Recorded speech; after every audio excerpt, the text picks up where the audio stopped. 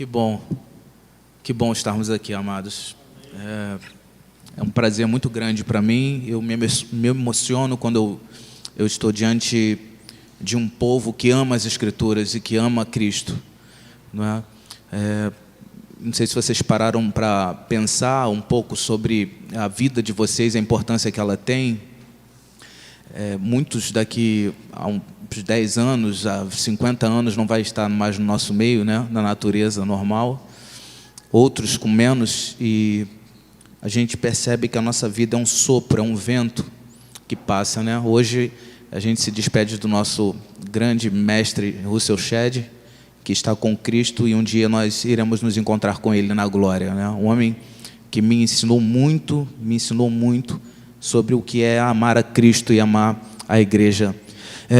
Esse tema marca profundamente o nosso coração. Quando eu recebi o convite para falar sobre esse tema, eu me emocionei profundamente, porque eu já estava refletindo sobre isso, né? Nós somos pessoas que nos prendemos com muita facilidade ao tempo presente, ao Cronos, a essa era presente.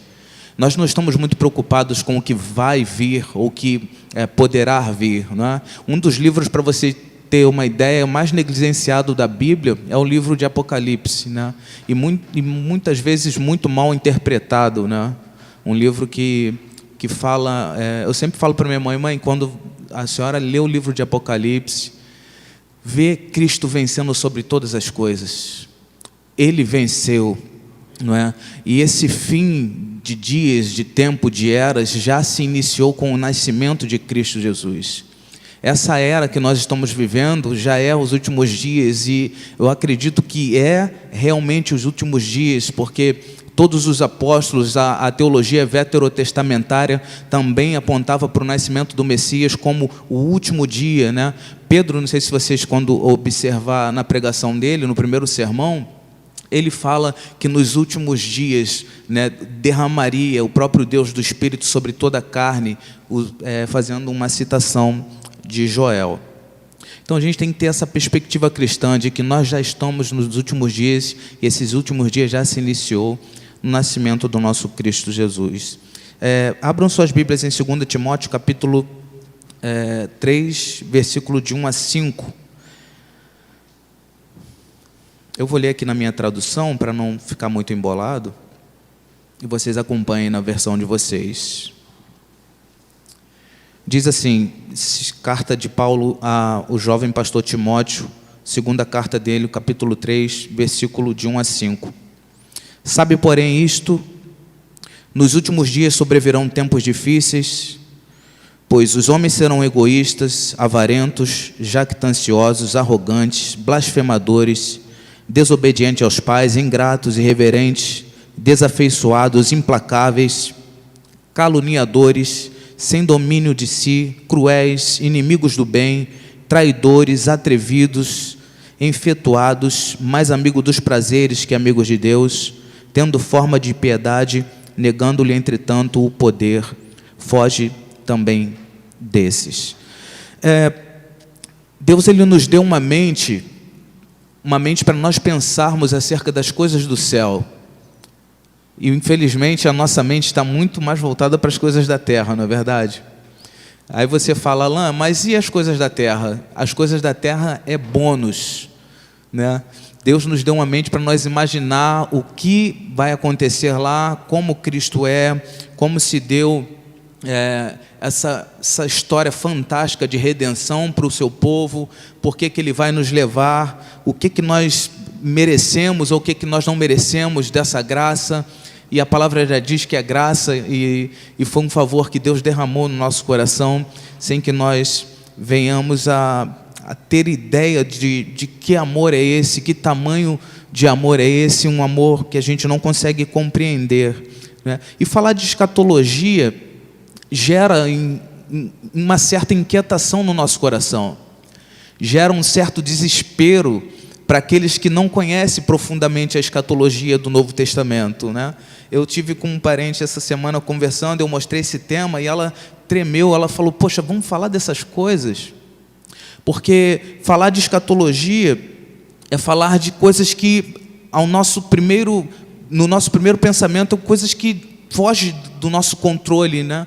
Que fogem do nosso conhecimento, da existência, daquilo que a gente tem domínio sobre elas. E quando a gente fala de coisas que a gente não tem domínio do que vai suceder, gera certo desconforto, certos receios, não é? Mas nós vamos perceber que Cristo, nesse primeiro momento eu vou falar sobre uma perspectiva da escatologia de Cristo. Depois eu vou entrar na exposição do texto que nós acabamos de ler e eu vou trazer algumas sentenças sobre essas palavras, esse tipo de gente, em que o próprio apóstolo falou que Timóteo iria conviver com elas. Paulo não está tratando de uma coisa que aconteceria num futuro depois de 1000 anos ou depois de 2000 anos. Paulo está tratando de um assunto que ele viveria na pele, não é? E quando a gente pensa nessas coisas, a gente fala, poxa, ainda falta acontecer muita coisa para a vinda de Cristo. Mas na minha concepção bíblica, amados, o único sinal para mim que ainda resta para que o nosso Cordeiro, o nosso noivo volte para nos buscar, são os milagres ou os desastres extraordinários que vai acontecer com a queda das estrelas, com o escurecimento do sol e ele aparecendo sobre as nuvens do céu com poder e muita glória. Eu creio que esse é o único sinal, embora saibamos que muitas coisas possam vir, muitas guerras ainda pode acontecer, mas na teologia bíblica eu acredito que esse é um único sinal que pode vir a acontecer, a vinda desejada de Cristo. A palavra grega aí, escatos, significa último. O estudo da escatologia é o estudo das últimas coisas, né? Eu não sei se você enxerga o futuro ou se você tenta moldar a sua vida para um futuro, não é? Tipo, amanhã eu vou ser uma pessoa melhor. Se eu sou um verdadeiro discípulo de Jesus Cristo, eu já sou uma pessoa que vivo e reino com Ele aqui. Não existe um amanhã para eu ser um cristão melhor. Hoje eu sou um cristão que encarnei o Evangelho de Jesus Cristo agora, nesse exato momento, né? Nesse exato momento. O fim dos tempos, na perspectiva de Cristo, começou com a vinda do Messias na carne, como eu disse. Por isso não existe, no entendimento do Novo Testamento, contradição entre essas três afirmações. O fim dos tempos virá, ele já começou e ele está presente agora. Os discípulos, eles tinham uma perspectiva que Jesus voltaria no dia seguinte. A carta que mais fala sobre a vinda de Jesus Cristo, vocês sabem qual é no Novo Testamento? Alguém pode dar um chute aí? Qual?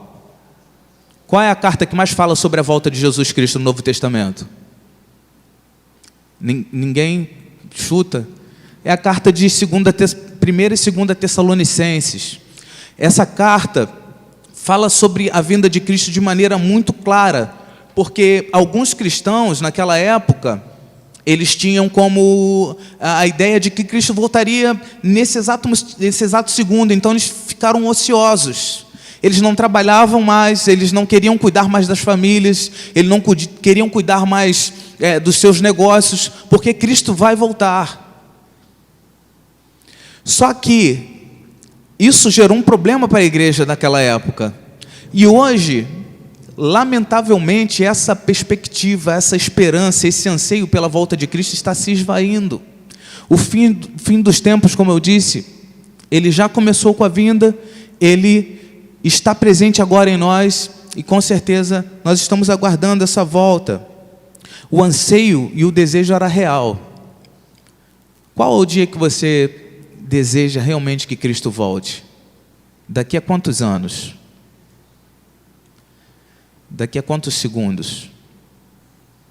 Há vídeos engraçados, né, do pastor pregando e a igreja sendo arrebatada, né? Você já como eu disse aqui, vocês já pensaram em como você será na eternidade? Um amigo me disse, será que você vai me conhecer lá? Eu falei, olha, eu não vou me tornar mais inerte do que eu sou aqui no céu. Isso eu tenho certeza. Eu vou saber quem você é em Cristo Jesus. Mas eu terei um corpo transformado. Eu não terei esse corpo.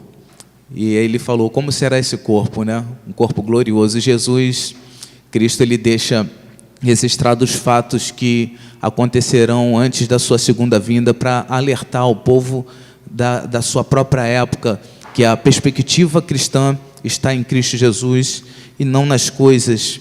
E a gente percebe que há um corpo de glória transformado à imagem de Cristo, que nós iremos gozar para sempre. Jesus, na escatologia dele, ele chama de princípios das dores, não é? A gente vai perceber em Marcos 13, 7 e 8, Jesus fala para os seus discípulos, vocês podem ler, por favor? Quando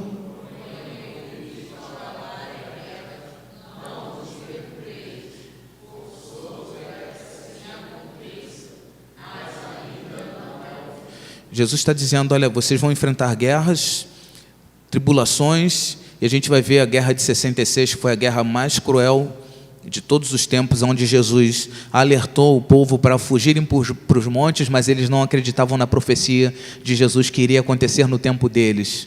A gente tem essa perspectiva de que quando há uma profecia é para um tempo bem distante, não é verdade?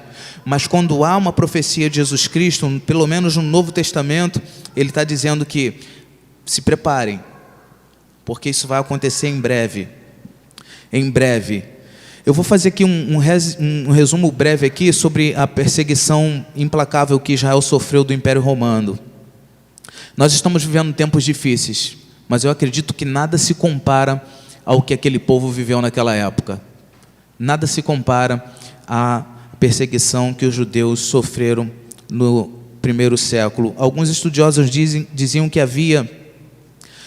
haverá um futuro de tribulações intensas e ficará mais intensa ainda, né?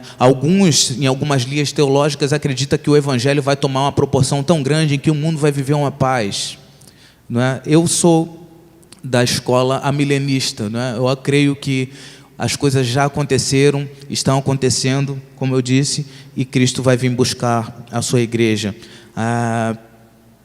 Já estamos vivendo, tem uma frase aí que eu coloquei, pode passar, isso. Já estamos vivendo o quê? Os últimos dias. E também sabemos que o fim dessa presente era chegará no seu clímax com a segunda vinda de Cristo. Os últimos dias se inicia com o nascimento. Todos os profetas do Antigo Testamento apontavam para o início dessa nova era, apontavam para o Messias. Quando Cristo fala da grande tribulação, em que a gente acha que ainda vai acontecer, eu creio que ele está se referindo à comunidade judaica da sua época, no ano de 66 a 77. Esse sofrimento aqui, conhecido como a grande sofrimento de Israel, Joséfo, historiador, que participou desse sítio, nos conta que 97 mil pessoas foram capturadas e convertidas em escravos. 1.100.000 pessoas morreram quando os romanos invadiram Jerusalém.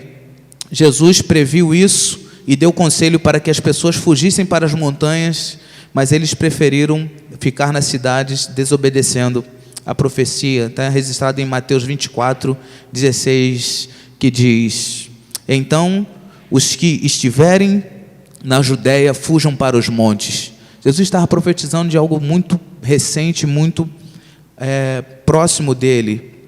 A antiga União Soviética, por exemplo, com suas perseguições implacáveis, né? Mortes, pessoas morrendo, sendo torturadas, filhos sendo degolados, a China comunista, países muçulmanos queimando famílias inteiras, né? O pastor me mostrou uma foto ali com jovens sírios sendo degolados por confessarem Jesus Cristo. Eles já estavam vivendo os últimos dias. Nós já estamos vivendo os últimos dias. Para quem acredita numa escatologia futura, dificilmente ela convenceria essas pessoas de que eles não estavam vivendo os últimos dias, não é verdade? Dificilmente elas seriam convencidas de que elas não estariam vivendo os últimos dias, por ter um conhecimento do seu próprio sofrimento por amor a Cristo e de sofrimento de outras pessoas que também foram mortos por conta do Evangelho da graça, o Evangelho da paz. Eu vou entrar na exposição do texto em que o apóstolo Paulo também está vivendo nos últimos dias, né? Eu vou entrar depois aí parafraseando esse texto, que o apóstolo Paulo ele está na antessala da morte, ele está preocupado com a igreja, ele orienta Timóteo. Se Paulo estivesse tratando de coisas futuras que iriam acontecer 1000 anos depois de Timóteo, não faria sentido. A escatologia do Novo Testamento, ela aponta para eventos que eles iriam viver. Paulo faz uma lista de comportamentos, ele escreve a biografia de homens implacáveis, de homens ímpios, que a igreja deveria fazer o oposto do que eles faziam. Então, o apóstolo Paulo está orientando o jovem: olha, você vai enfrentar esse tipo de gente, você vai conviver com esse tipo de pessoas. E percebam, Paulo vai dizer que ele estava vivendo nos últimos dias. Nós lemos: nos últimos dias sobrevirão tempos difíceis. E os últimos dias eram os dias de Timóteo, há 2000 anos atrás. Paulo, na antessala da morte, preso, acorrentado, não tinha liberdade para pregar o evangelho da maneira que ele teve na sua primeira prisão. Não sabia o futuro que o reservaria. Ele, na sua carta, ele diz que ele já estava sendo entregue por libação, sendo derramado como oferta para... ele não sabia se ele partiria, estaria com Cristo, seria melhor, ou se ele ficasse para poder abençoar e instruir a igreja. Ele começa o texto dizendo que os últimos dias, depois ele prossegue descrevendo os tipos de homem que Timóteo enfrentaria. E hoje, se for mera coincidência e vocês conviver com pessoas e que nós vamos pegar sentença por sentença e nós vamos ver a biografia dessas pessoas, Paulo fala: afasta-se deles. Se você tem alguém do seu lado que caminha com você, que se diz ser cristão, se identificar com alguma dessas características que o apóstolo Paulo vai orientar o jovem pastor Timóteo, eu digo para vocês: se afaste-se deles, porque eles não são irmãos na fé. Paulo está listando um número de pessoas que não são convertidas, pessoas que não nasceram de novo, pessoas que não refletem a glória de Cristo. Paulo está listando a vida de pessoas que realmente não glorificam o nome de Deus. O texto aqui que nós lemos, às vezes passa desapercebido essa palavra "mais você". Ou seja, Timóteo, existem pessoas assim, mas você pode ser diferente.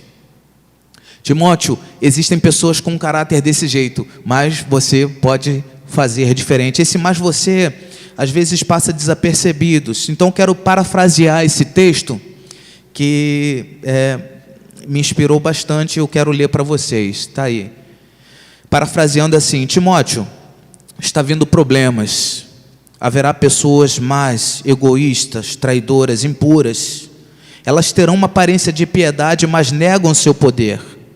Elas sempre estarão aprendendo, mas nunca reconhecerão a verdade.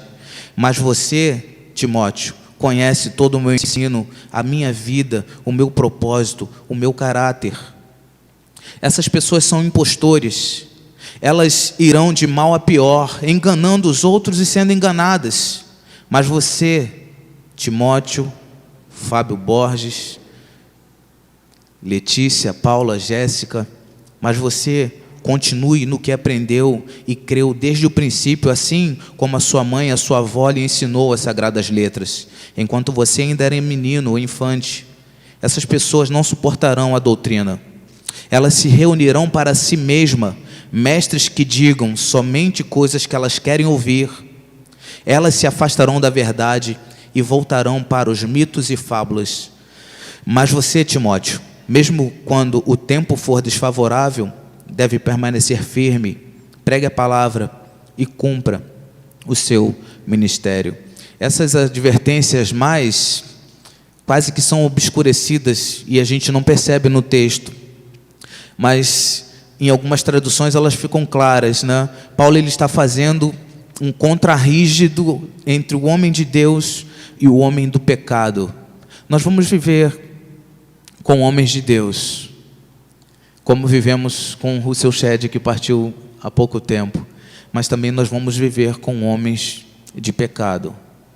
E como pensar, não é? Como influenciar. O traço fundamental desses não cristãos, quer estejam falando sobre doutrina ou caráter deles, é que eles são amantes de si mesmo e amantes dos prazeres e não amantes de Deus. Eu coloquei o antropocentrismo, que é um problema sério nos nossos louvores contemporâneos, que eles chamam de gospel. O homem tomando o centro, tomando o lugar de Deus, ao invés de colocar Deus no centro, em que é uma linha em que nós precisamos buscar novamente e resgatar para a igreja o teocentrismo, onde Deus está no centro, e que essa é a ordem natural. Vocês podem ler, por favor, sobre o teocentrismo? Dá para ler daí?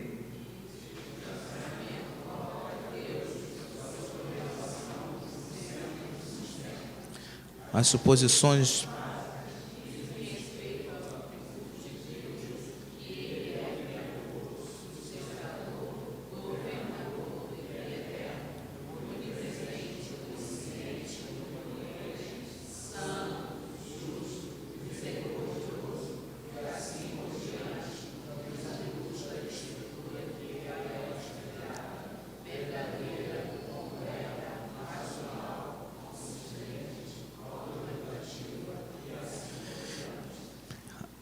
Doutrina.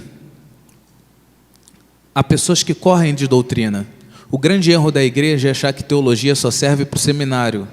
Por isso que há igrejas com muitas dificuldades, há igrejas anêmicas na fé, porque não trazem doutrinas. Há palavras aqui preciosas e que fugiu do dicionário de muitos cristãos. Deus, Ele é todo-poderoso, justo, santo, misericordioso. Há uma caricatura de Deus como o Papai Noel. Estamos chegando aí no Natal, o velho bonzinho, barbudo, que traz presente para todo mundo. Isso é uma teologia barata, fraca, não bíblica, né? A gente percebe que o antropocentrismo tomou lugar nos cultos e nos louvores. Há pessoas, amados, em que convivem com a gente, que se ouvir um louvor antropocêntrico, ele não vai fazer distinção nenhuma entre o verdadeiro louvor e o louvor que exalta o homem. O louvor que exalta Deus e o louvor que exalta o homem. Há muitos homens que não têm uma crítica bíblica acerca daquilo que ouvem. E isso é um problema sério nos últimos dias em que nós estamos vivendo. Um problema de... eu chamo isso de... analfabetismo bíblico. As pessoas não conhecem as escrituras sagradas. Eu estava no rádio de um amigo viajando e ele botou um louvor, ele falou: por que vocês não cantam isso aqui na igreja, cara? É tão bom. Eu falei: sério, cara? Rapaz, você não consegue discernir o que é o louvor que exalta a Deus e o louvor que exalta o homem? E ele falou: rapaz, sinceramente, eu não consigo identificar. Ele foi sincero. Há canções que parece que erotizam, né, um relacionamento entre o homem e Deus, uma coisa estranha. Só que o nosso Deus é santo. Paulo está vivendo dias difíceis, Timóteo iria viver dias difíceis em que Timóteo deveria se manter firme na doutrina, porque esses homens iriam influenciar a igreja, iriam influenciá-lo. Paulo diz: os dias estão difíceis, os homens serão amantes de si mesmo. Então ele diz: nos últimos dias haverá tempos ameaçadores, que poriam em perigo a própria existência da igreja cristã e do bem dele mesmo. Viria uma espécie de tremendo ataque do mal antes da sua derrota final. A igreja cristã, não gosto de chamar de primitiva, mas do primeiro século, viveu coisas que nós, talvez, pela misericórdia e graça, não vamos viver. A minha perseguição e a sua, talvez seja intelectual, talvez seja familiar, social, mas não se compara ao que os mártires cristãos viveram na época. Não se comparam, né? O mundo, o apóstolo Paulo vai dizer que se fará mais mundano. O mundo se fará mais mundano. Como diz muitas vezes, as coisas têm que ficar pior para que logo possam melhorar, né? Essa é uma das terríveis descrições do Novo Testamento, de como seria o mundo sem Deus. O mundo sem Deus é um mundo triste, sombrio, terrível, dia difíceis, um mundo sem Deus.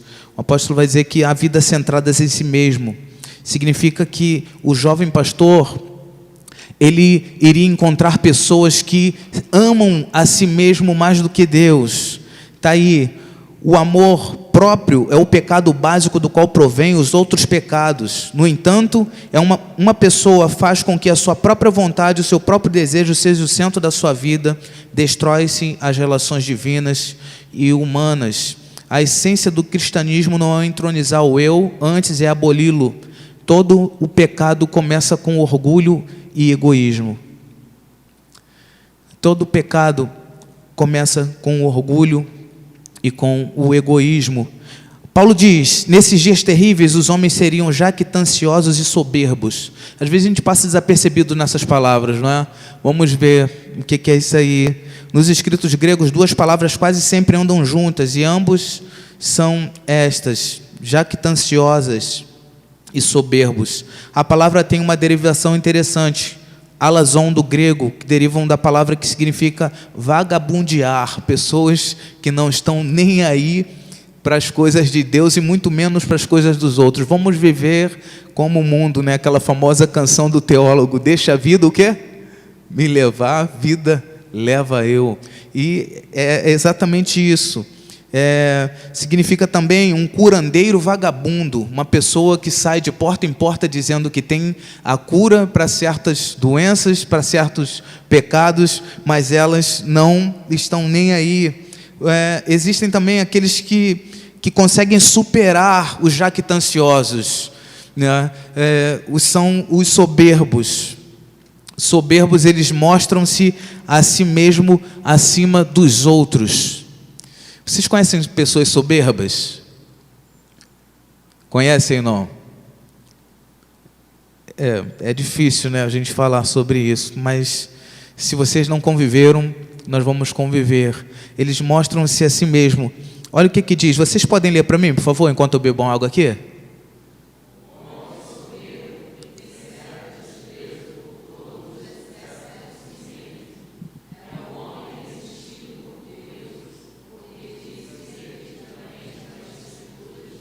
Que Deus...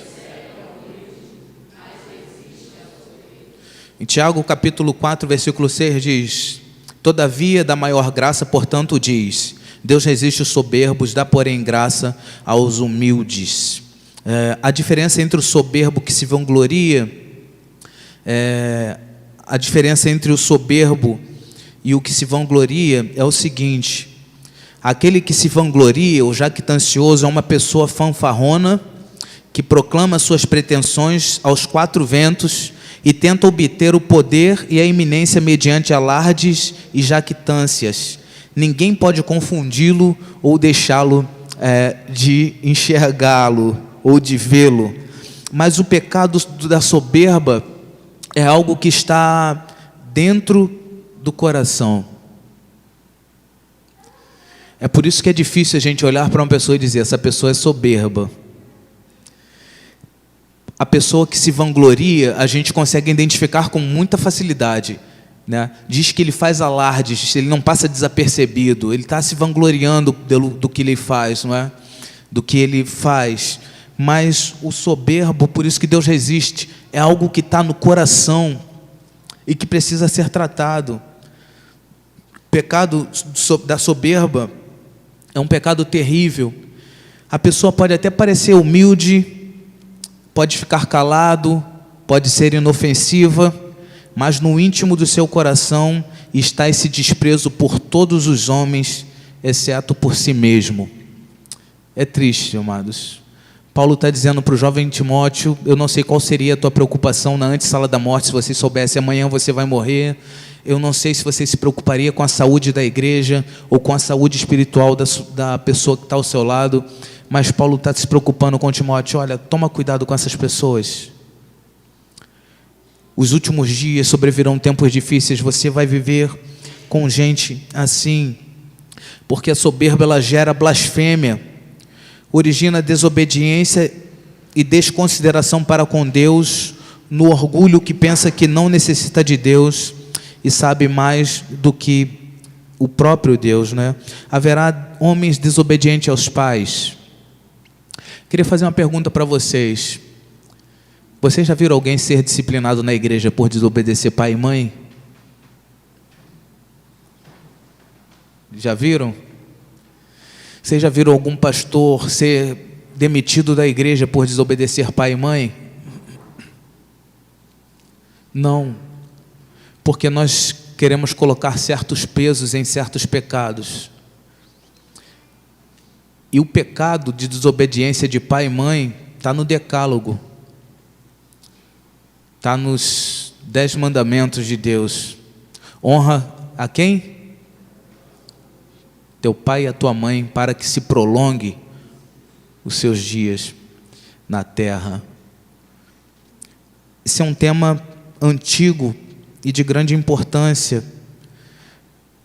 Eu acho que o grande problema hoje, eu tenho um filho de 17 anos, maior do que eu. Meu pai era um capixaba arretado, né? Eu fui dar um beijo nele com 76 anos. Né? Ele tinha 76 anos.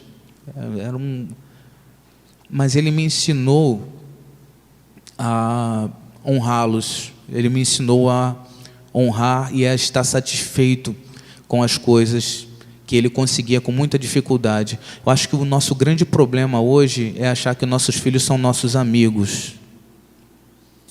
Eles são nossos filhos. Quem é pai aqui sabe. Os nossos filhos são nossos filhos e nós somos pais deles. Eles devem respeito aos seus pais. Então, quando a gente trata um filho como um amigo, o amigo a gente está de igual para igual. Não é verdade? O amigo a gente fala de igual para igual. E é assim o relacionamento de muitas pessoas com seus pais e com Deus, que é pior. Um dia eu participei de um concílio onde perguntaram para o rapaz que estava sendo avaliado quem era Jesus.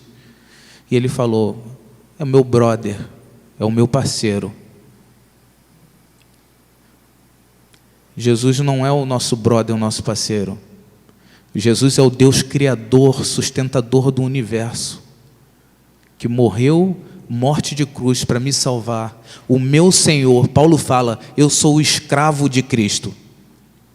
Quando a gente fala escravo, para a gente não soa muito mal, mas viver na época do apóstolo Paulo, dizer, eu sou doulos, escravo de Cristo, pesava muito. Só vinha para o cristianismo quem realmente tinha concepção do que era ser verdadeiro escravo. Ser cristão na época do apóstolo Paulo era ser marginal, era ser pessoas odiadas pelo sistema. Não é? As leis gregas mais antigas privavam os direitos civis àqueles que golpeavam os seus pais. Poderia ser preso. Na lei romana, bater no pai era tão mal como cometer um assassinato. A lei judaica, ou judia, a honra ao pai e à mãe encontra-se, como eu disse, no lugar destacado na lista dos 10 mandamentos. Que nós venhamos amar os nossos pais, amar nossos filhos, que nós venhamos viver para a glória de Deus e que nosso lar seja realmente um reflexo daquilo que está revelado nas Escrituras. Haverá homens ingratos, Paulo está dizendo para ele, que se negarão a reconhecer a dádiva que têm para com Deus e para com seus semelhantes. A ingratidão é um terrível pecado, amados. Por isso que está listado nessa lista do apóstolo Paulo aqui, como um ato de pessoas não regeneradas. Vocês podem ler, por favor?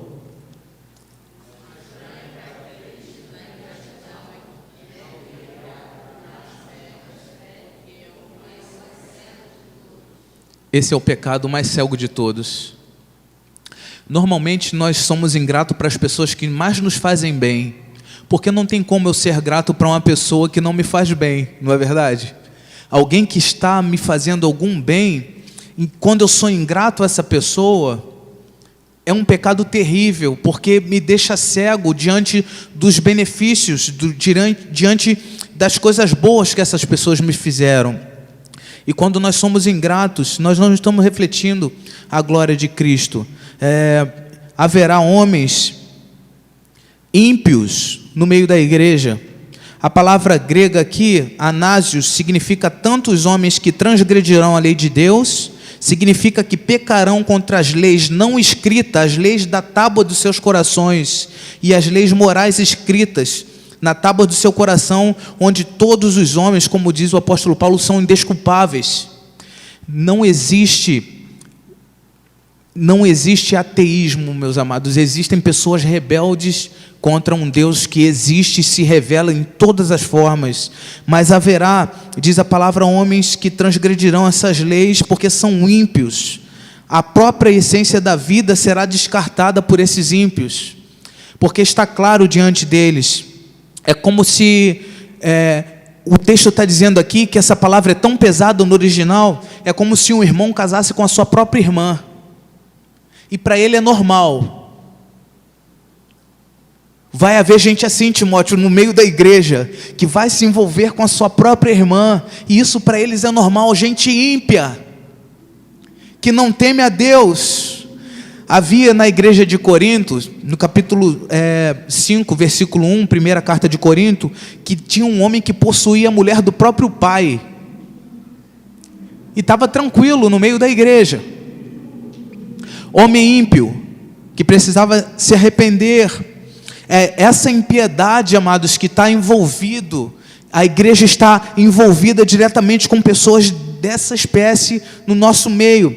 E o que precisamos fazer para que essas pessoas realmente sejam transformadas? Encarnar o Evangelho de Jesus Cristo. Se essas pessoas se perderem, é para isso que elas foram feitas, para se perderem. Mas o Evangelho resgata pessoas do império das trevas e transforma pessoas que eram ímpias para pessoas graciosas. Paulo está dizendo, haverá homens que não terão também afeto natural. A palavra grega aqui emprega-se especialmente para referir-se ao amor filial, ao amor entre os pais e filhos. Não existe um afeto humano. Se não existir um afeto humano, um amor, uma admiração para com o próximo, não haverá famílias saudáveis. E o amor, a gente tem que ter essa ideia, não é? Uma menina católica, apostólica romana, veio me dizer qual era a concepção que eu tinha do amor. Que ela estava querendo se divorciar do seu esposo. E ela dizia que não amava. Eu falei para ela, olha, na concepção bíblica, o amor é o amor que Cristo demonstrou para a sua igreja. É um amor em que Ele amou sem ser amado. Esse é o amor bíblico. É um amor sacrificial. É um amor que você olha para a pessoa e diz, ela não merece o meu amor, mas eu vou amá-la até o fim. O amor não é um sentimento. O amor é um verbo, amados. O amor é uma ação. Você ama? Você ama? Então haja conforme esse amor revelado nas Escrituras. Mas esses homens implacáveis não terão esse sentimento. Haverá homens implacáveis, homens que não são tratáveis, homens sem tréguas. Olha que perigo. Durante o meu relacionamento, eu tenho 38 anos, eu já devi algumas coisas para algumas pessoas. Dinheiro, talvez um trabalho, eu já devi. Eu falo isso com o meu coração aberto. E se eu me relacionasse com uma pessoa implacável, talvez eu não estaria mais aqui entre vocês. Deus me livrou de pessoas implacáveis. Eu já me relacionei com pessoas que, se fossem implacáveis, que não tivessem trégua, sem tratados ou acordo, talvez eu não estaria aqui e talvez você também não estivesse aqui. Pessoas teve paciência comigo. E às vezes nós temos pouca paciência com os outros, não é verdade? Quando a gente deve, a gente quer que os outros tenham paciência. Mas quando os outros nos devem, nós somos ágeis demais para cobrar. Paulo está dizendo, você vai lidar com gente assim. Gente que não tem acordo, gente que não tem conversa, gente que realmente são intratáveis. Também pode se referir-se ao homem que abriga um ódio profundo no seu coração. O texto está dizendo aqui que essas pessoas implacáveis, além delas não terem acordo, elas guardam no seu coração um sentimento profundo, que nunca pode chegar a um acordo com alguém que ela discutiu.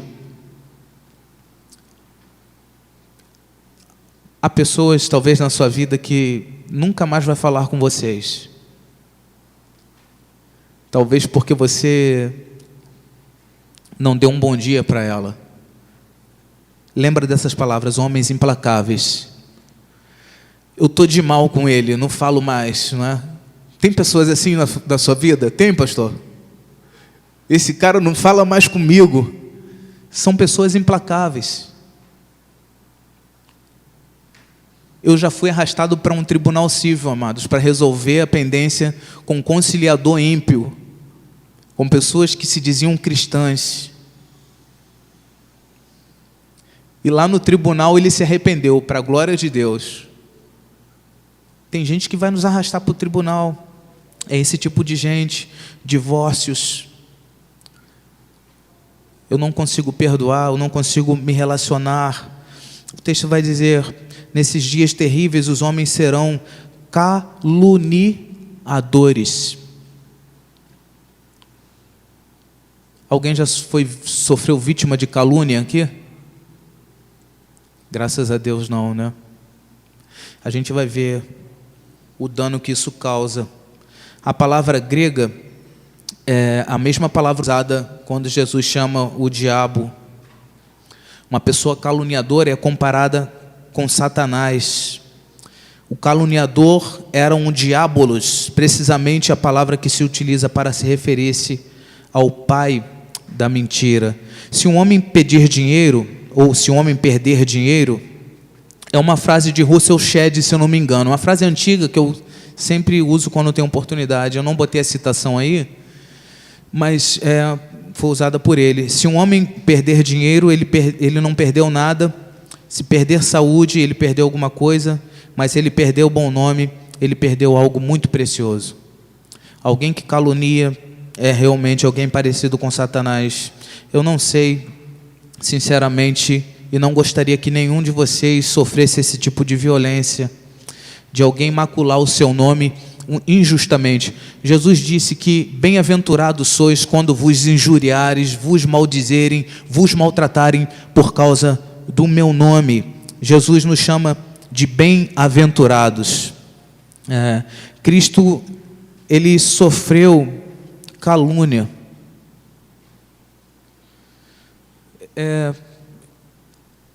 Cristo disse que se ele sofreu, nós também iríamos sofrer. Pensem nisso, amados. Se você sofreu calúnia, descanse seu coração em Deus. Deus, ele é especialista em conhecer corações. Se alguém sofrer injusta e calúnia por parte de alguém, Jesus fala no Sermão da Montanha que nós somos bem-aventurados. A calúnia é tão severa que a pessoa que calunia a outra é quase que uma pessoa que não aos nossos olhos humanos, né, como o diabo não foi providenciado graça para ele, uma pessoa que calunia é parecida com Satanás. Isso é muito sério. Isso é muito sério. Há um texto que diz, de William Barclay: o diabo é o santo padroeiro de todos os caluniadores e o amo de todos eles.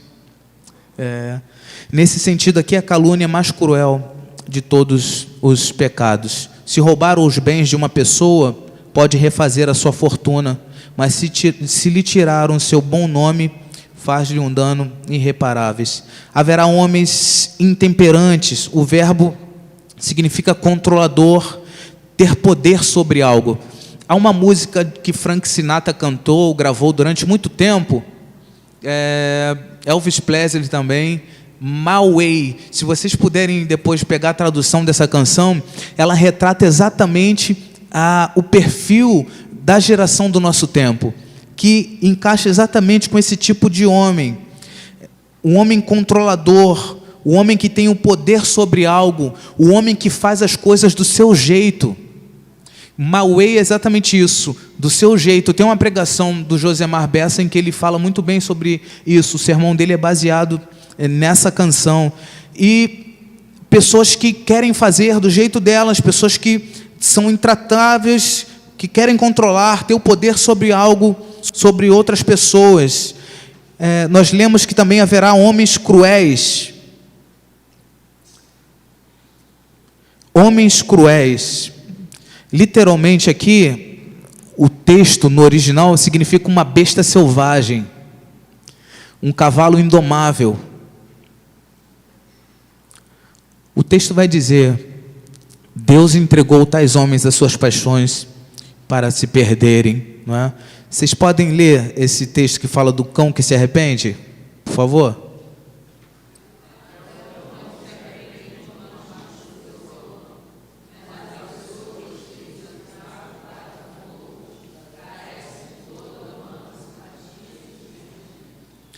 São pessoas obstinadas para fazerem o mal.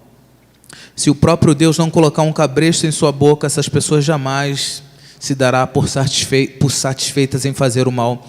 Paulo, em Romanos, no capítulo 1, versículo 18 em diante, vai tratar do perfil dessas pessoas que o jovem pastor iria enfrentar. Paulo não está falando para um jovem pastor cheio de experiências, dotado de sabedoria. O apóstolo Paulo está falando para um jovem pastor tímido, doente, debilitado, em que ele possuía algo fantástico. O apóstolo Paulo, quando descreve a biografia do jovem Timóteo, ele diz que ele tinha algo importante para cada um de nós aqui gravarmos. Timóteo era um jovem possuidor de fé sem fingimento. Só consegue lidar com pessoas ímpias e não ser envolvido por elas, pessoas que têm uma fé sem fingimento. É óbvio que Paulo ele está fazendo um contraposto entre aquele que verdadeiramente serve a Cristo e aquele que não serve a Cristo. Nesses terríveis últimos dias, os homens se converterão em aborrecedores do bem, não é? O fanático da música barata não encontra prazer ouvindo o quê? Ele nunca está satisfeito. Pessoas que se tornarão aborrecedores. Pode chegar um momento da vida de um homem em que a companhia ou a convivência do sagrado pode se tornar algo enfadonho e cansaço. A nossa atenção para aquilo que Deus fala realmente é muito preciosa. E haverá um tempo em que nós vamos viver com pessoas que não vão estar contentes do sagrado, daquilo que é precioso no Evangelho. Nós vamos conviver com pessoas que vão tentar nos corromper para viver uma vida alheia a Deus, né? Por exemplo, uma teologia boa e que a gente bebe de uma fonte boa pode se tornar algo reprovável para algumas pessoas. Pode se tornar algo em que as pessoas não dão muita importância ou que não se satisfazem com a verdade do Evangelho. Há sempre pessoas querendo mais. É esse tipo de gente, pessoas intratáveis, pessoas que não realmente encarnaram o Evangelho. Haverá homens traidores. A palavra grega significa nada menos que traidor. Devemos lembrar isso logo no começo, quando Jesus escolhe 12 de seus discípulos para anunciar o Evangelho. E um dentre os 12 era o quê? Era um traidor. Jesus conviveu com um traidor, tratou o traidor da mesma maneira que ele tratou todos os outros discípulos. E Jesus, da mesma proporção que ele tirou do pão, ele deu para o seu traidor, sabendo que ele seria o traidor. Pessoas que nos irão trair são pessoas que convivem com a gente, E a gente tem que ter maturidade cristã. Há pessoas que se decepcionam com a igreja porque acha que a igreja é um clube, ou acha que a igreja é o céu, onde há pessoas santas e que a pessoa não deveria falhar com ela. Não. O texto das Sagradas Escrituras vai dizer que Deus, o próprio Deus, escolheu para ser os seus discípulos um traidor. Paulo está dizendo, usando um pensamento que o próprio Jesus já disse: olha, Timóteo, você vai conviver com gente que irão te trair. Jesus foi vítima de traição e com um ósculo santo, amados. Jesus foi traído com o quê? Um beijo. Com um ósculo santo. Dias difíceis. Vivemos os últimos dias. Vivemos dias difíceis. Devemos lembrar sempre isso. Jesus foi traído por um amigo. A apostasia da fé. Muitos apostatas no início da igreja primitiva, não era uma traição comum. Muitos que estavam no meio da igreja, na verdade, não tinham se convertido e entregavam os seus irmãos para o governo, para eles serem mortos, aprisionados, para eles viverem dias terríveis. O texto vai dizer que eles delatavam os seus irmãos espontaneamente, né? Aqui nesse momento particular, além do cristianismo, os assuntos comuns da política, a maldição de Roma sobre a opressão dos judeus, era a existência de que havia informantes no meio da igreja.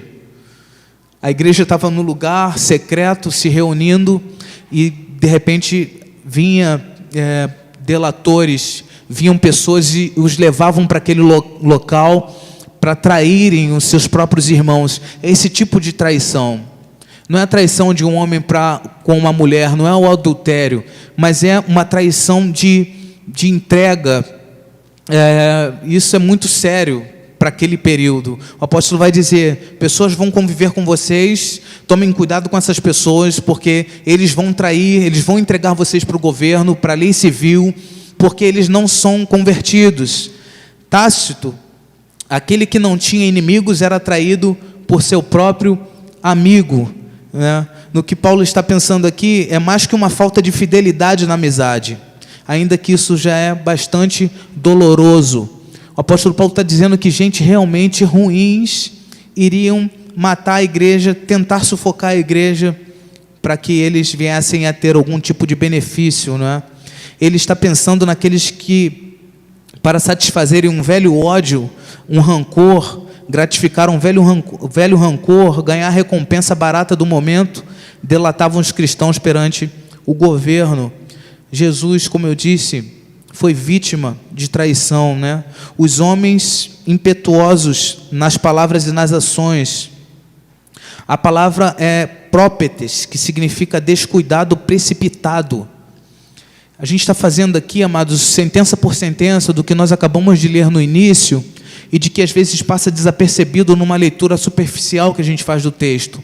E que eu acredito que quando nós terminarmos aqui, dentro em breve, quando lermos esse texto, a gente vai olhar e a gente vai identificar algumas mazelas no nosso próprio coração e que precisa ser tratado à luz das Escrituras. Amém? Haverá homens impetuosos, está aí, né? A palavra, como eu já disse, é descuidado, né? Descreve a pessoa levada pela paixão, pelo impulso e pelo desejo, a ponto de que é totalmente incapaz de pensar prudentemente e sensivelmente. Vivemos em uma geração do aqui e agora, uma geração extremamente imediatista. Nós temos que ter paciência, amados, e esperar a redenção do nosso Deus. Eu não sei quantos anos ainda nos resta, mas os últimos dias já aconteceram, está acontecendo e vai vir na glória de Cristo revelada. Haverá homens enfatuados que significa isso? Homens envaidecidos, engrandecidos por sua própria importância, cheios de si mesmo. Ainda existem dignatários na igreja que o principal propósito da sua vida é a sua própria dignidade. Ele não se importa com nada, mas com a sua própria dignidade, com seu próprio ego, com seu próprio coração. Eu acho que eu coloquei aí: o cristão, o seguidor e o discípulo daquele que era humilde e singelo de coração. O texto vai dizer: tendo aparência de piedade, essa é a penúltima antes da conclusão, mas negando o seu poder. O que o apóstolo manda fazer? Afasta-se deles. A acusação final aqui, esse tipo de gente, é uma pessoa que retém uma religiosidade no seu coração. A religião é uma praga, amados. Foi a religião que crucificou Jesus Cristo. Nós não defendemos a religião. Nós defendemos o Evangelho, que é uma pessoa. E quem é essa pessoa? É Cristo. E este crucificado. Jesus vai dizer, tendo aparência de piedade, mas negando o seu poder. O apóstolo vai dizer que essas pessoas guardam no seu coração ídolos que tomam o centro do seu coração no lugar daquele que se revelou para ele. São pessoas que têm uma aparência de piedade, os famosos fariseus da época de Cristo. Jesus chama esse tipo de gente de sepulcros caiados. E o sepulcro, a gente sabe que ele é bonito por fora e por dentro. É terrível. Esse, para mim, é uma das advertências do apóstolo Paulo que mexe comigo, porque todos nós estamos sujeitos a nos tornar religiosos. Há pessoas que vigiam se o outro dizima ou não na igreja. E se a pessoa dizima ou não, ela não tem a preocupação de chegar e perguntar se ela está passando alguma dificuldade. Mas ela fala que a pessoa está sendo infiel. Isso é religião. A pessoa que talvez falta um domingo ou falta uma quarta-feira de oração por algum motivo ou outro, ou não está no ajuntamento, a gente não se preocupa em chegar junto, a gente fala: pô, cara, ele não estava aqui para ouvir essa palavra. Isso é religião. Todos nós estamos sujeitos a isso. Ou seja, pessoas que recitam o crédulo, os credos ortodoxos, seguem os movimentos de um correto e digno ritual, liturgia e adoração, mantêm todas as formas externas da religião, mas não sabem nada da religião com seu poder dinâmico que muda a vida dos homens. Vamos para a conclusão? Deu uma travadinha aqui, deixa eu ver se eu recupero. Tá. Nós sabemos que os dias são maus.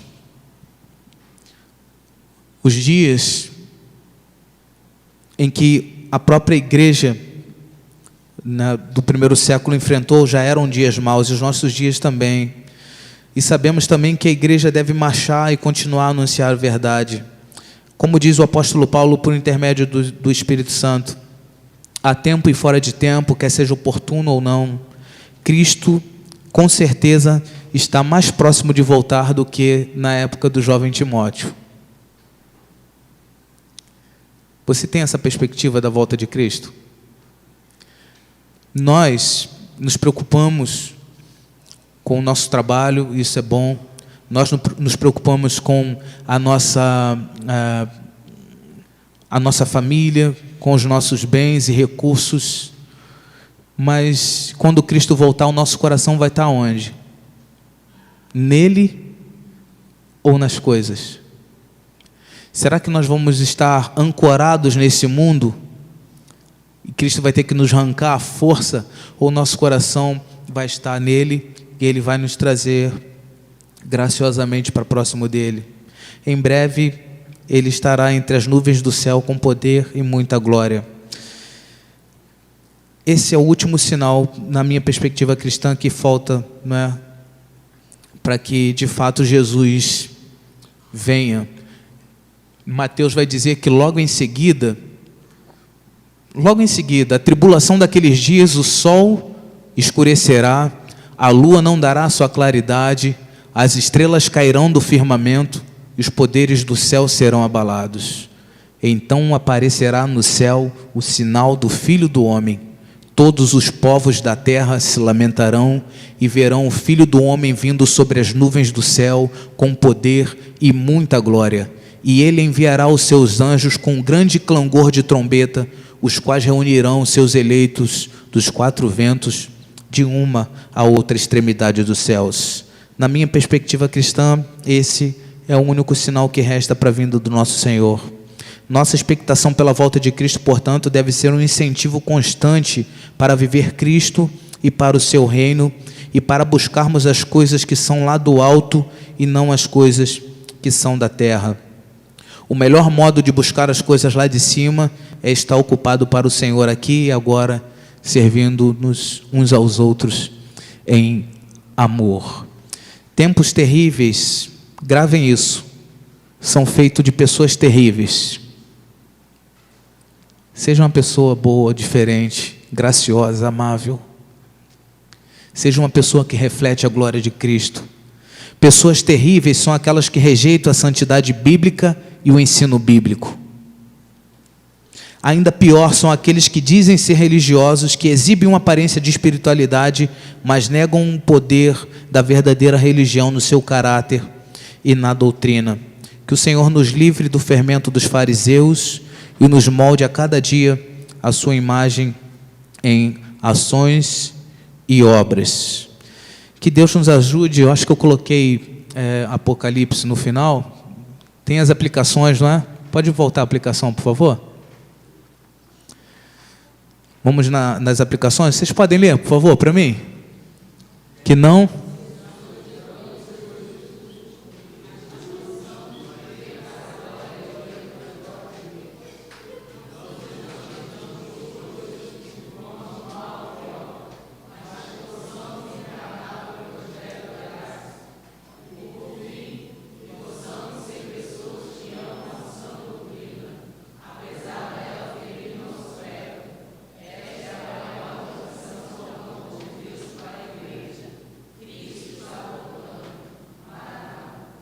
Maranata, ora vem, Senhor Jesus, nos buscar, não é?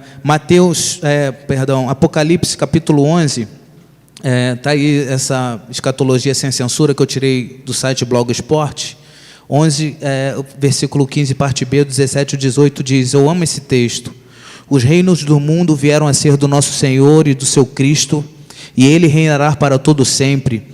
Graças te damos, Senhor Deus Todo-Poderoso, que és, que era, porque tomaste o teu grande poder e reinaste, e iraram-se as nações, então veio a tua ira, e o tempo de serem julgados os mortos, e o tempo de darem recompensa aos profetas, teus servos, aos santos e aos que temem o teu nome, a pequenos e grandes, e o tempo de destruírem os que destroem a terra. Que Deus nos ajude. Muito obrigado pela paciência, pela atenção de vocês. Vamos nos colocar de pé, orar a Deus, agradecer ao Senhor pela essa primeira parte da exposição.